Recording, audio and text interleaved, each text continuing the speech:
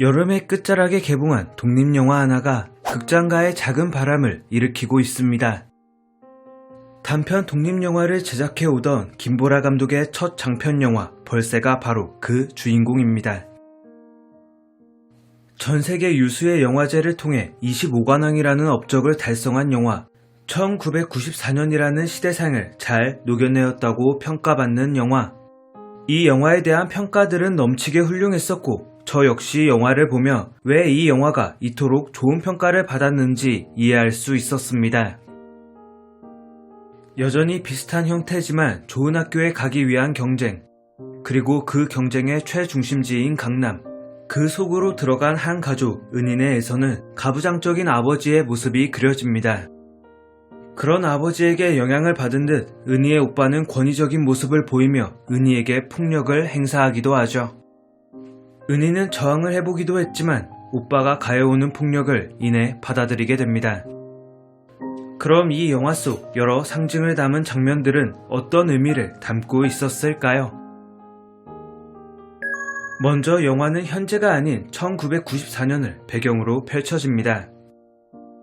은희가 다니는 학원이 요즘은 잘 보이지 않는 한문학원이고 삐삐, 방방 등을 통해 시대적 배경이 현재가 아님을 알게 해주었죠. 또한 노래방, 이성친구와의 교제를 불량스러운 양아치의 행동 정도로 인식하는 어른들의 모습에서도 지금 세상과 많이 다르다는 걸 알 수 있었습니다. 그런데 영화를 보며 꽤 오랜 시간 시대적 배경이 왜 굳이 1994년이어야 했는지에 대해서는 의문이 생겼습니다. 물론 영화가 이 시대를 배경으로 삼은 데에는 그럴 만한 이유가 있었습니다. 당시만 해도 만연했던 남아선호 사상, 가부장적이고 권위적인 아버지의 모습 등을 담아내야 했으니 말이죠. 하지만 그렇다 해도 배경이 꼭 1994년이어야 할 이유는 찾지 못했습니다. 적어도 성수대교 붕괴 사건이 벌어지지 않았다면 말이죠. 영화는 역사적 사실인 이 사건을 통해 작품의 배경을 왜 1994년으로 골랐는지 설명하는 것 같았습니다.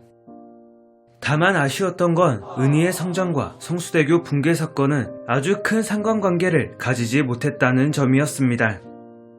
분명 은희는 그 비극적인 사건과 마주함으로써 소중한 사람을 잃는다는 게 어떤 의미인지를 깨닫게 됩니다.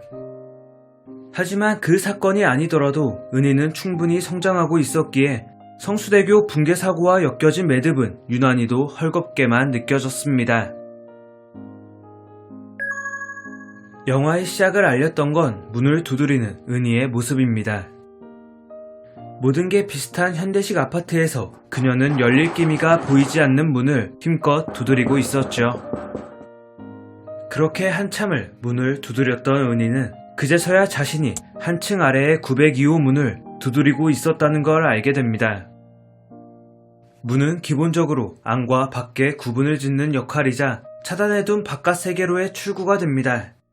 즉, 문을 통해 안으로 들어가야 그녀는 비로소 집에 도착해 바깥과 다른 세상으로 들어가는 거죠.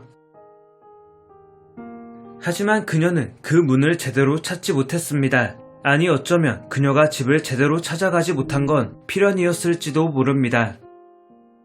사춘기를 겪고 있던 은희에게 집이라는 공간은 머무르기 껄끄러운 장소가 되어가고 있었으며 그로 인해 자신도 모르는 사이 방어 기제가 표출되어 다른 집을 찾았던 건 아니었을까요?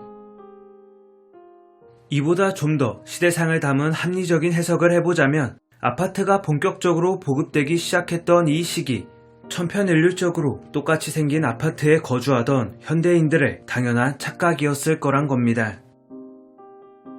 다 똑같은 네모난 건물에 다 똑같이 생긴 네모난 문, 그저 문 앞에 달린 호수만이 우리 집과 이웃집의 구분을 만들어주는 유일한 단서입니다. 더 다양한 지붕, 더 다양한 대문 색깔로 집을 구분했던 이들에게 같은 지붕을 공유하고 같은 대문 색깔의 아파트는 태생적으로 헷갈릴 수밖에 없던 존재였죠. 급격한 산업화로 주거 공간이 바뀌는 과도기에 놓였던 1994년의 강남. 그들은 그렇게 변화에 직면하고 있었고 그로 인해 많은 혼란을 겪어야만 했습니다. 영화에서 여자 캐릭터들은 항상 수동적인 모습으로 그려집니다. 아버지의 외도 사실을 알고 있음에도 그저 침묵을 지키는 은희의 어머니의 모습이 그랬었고, 오빠의 폭력 앞에서도 저항하지 않는 은희의 모습에서도 그랬습니다. 하지만 단 한순간 영화에서 이 관계가 무너져버린 사건이 있었는데 바로 은희의 어머니가 아버지에게 전등을 집어던진 순간입니다. 남자친구와의 교제 문제로 은희의 언니를 혼내던 아버지를 말리다 언제나처럼 내동댕이 쳐졌던 은희의 어머니. 그녀는 욱하는 마음에 전등을 던져 아버지에게 상처를 입힙니다. 생각지도 못했던 어머니의 반란에 아버지는 크게 놀란 눈치입니다. 어머니를 언제나 자기 발밑에 두던 존재라 생각했던 아버지에게는 어머니의 당연한 저항마저 당황스럽게만 느껴졌습니다. 그리고 깨어진 전등 조각은 한참 뒤 은희에 의해 발견됩니다. 원래 모습을 완전히 잃어버리고 먼지를 뒤집어 쓴 채 놓여있던 전등 파편은 약자인 어머니가 억눌러 두던 감정을 표출하는 배출행위의 상징, 그리고 견고한 연대가 무너져버린 이 가족의 모습을 보여주는 듯 했습니다. 그날의 다툼은 이미 과거의 일이 되었지만 은인의 가족은 묘한 불균형 속에서 간신히 가족의 형태를 유지해 나가고 있음을 보여주었죠. 우연의 일치인지 이 영화를 관통하는 주인공 2명 은희와 영지는 모두 왼손잡이입니다. 왼손잡이가 아주 드문 것은 아니지만 오른손잡이에 비해 소수라는 건 명백한 사실이죠. 그리고 은희와 영지 모두 당시 관념상으로는 소수의, 아니 약자로 대표되는 인물들이었습니다. 은희는 남아선호 사상이 지배적이었던 집에서 오빠의 폭력에 시달려야 했고 아버지의 철저한 무관심 속에 살아갑니다.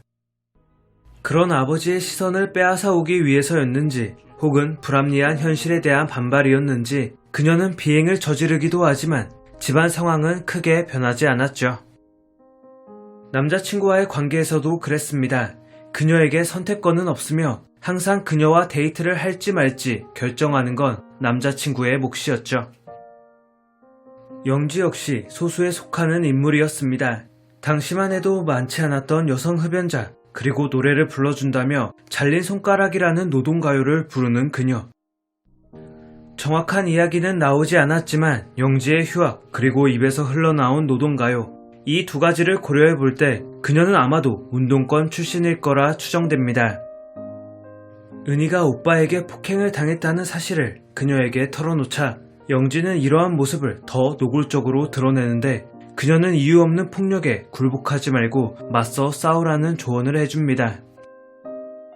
불합리한 현실을 있는 그대로 수긍하는 게 아니라 맞서 싸우는 것. 왼손잡이의 영지는 오른손잡이로 대표되는 다수의 기득권 집단과 싸워왔던 것 같습니다. 그 시절을 살아낸 은희들에게는 공감과 안타까움의 위로를, 그 시절을 살아내지 않았던 은희들에게는 극복의 힘이라는 응원 메시지를 건네줬던 영화 벌새였습니다.